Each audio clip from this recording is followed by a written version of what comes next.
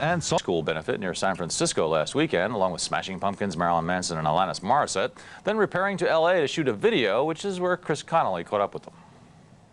Metallica's Load sold 7 million copies worldwide. Its subsequent tour made some $34 million. So for Reload, it's no surprise that Metallica would go back to the same eclectified metal that was such a hit last time out. What's different this time? Well, on this video set, there's a lot of drug use. Fortunately, that drug is Dramamine, because right now the 4 members of the band are trapped inside that 2-story spinning box.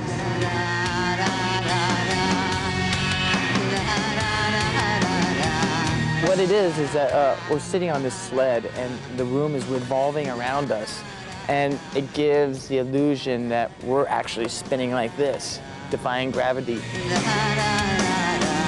No one's spewed yet, so we still have a couple hours to go. So we'll see what happens. What happens on Reload? Band members say its 13 songs continue Metallica's foray into the leaner, more varied sonic attack that hasn't always met with unanimous approval. There's a little more opinionated responses on these last couple records, I think.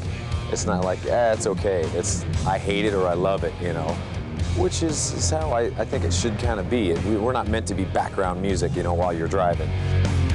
There's plenty of people interviewing me saying, you know, well, you're not as angry as you used to be, blah, blah, blah. You know, what are you going to do now now that you're happy, you can't write lyrics. There's crap like that, you know. You know, there's still ugliness down under. Certainly all is not well in the world of The Memory Remains, a typically meaty Metallica track with guest vocals from the legendary Marianne Faithfull and a Sunset Boulevard-ish lyric.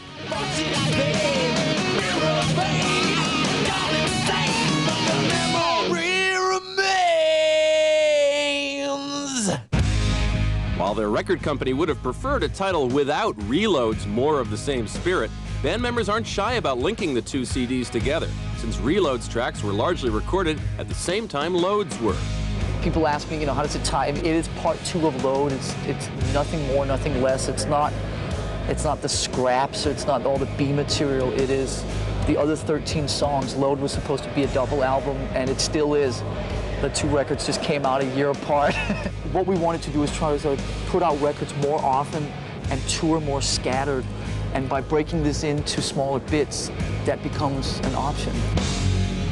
The band has been trying to prime the pump for Reload's November release with a free concert. After attempts to stage it in Boston and Chicago fell through, Metallica issued an appeal to its fans to offer a suitable site via an 800 number and an email address. The results? 35,000 calls, 5,800 emails in 4 days. Not bad. Oh, yeah. This rate, we might get a record contract one day. I think there's a few people that want us to play in their town, you know. There's a lot of backyards waiting for us, I think. I'll invite my friends over for barbecue.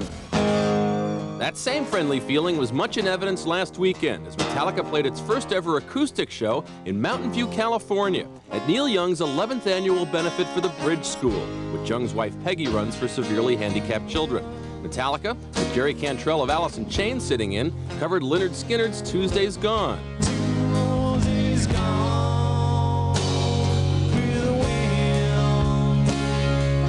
I wouldn't mind integrating some of that stuff into our show. You know, acoustic sets, they can become pretty boring, you know, and Metallica need to get up and move around, you know. You can only sit on a stool for so long, you know. Alanis Morissette was also there. With MTV News. This hour.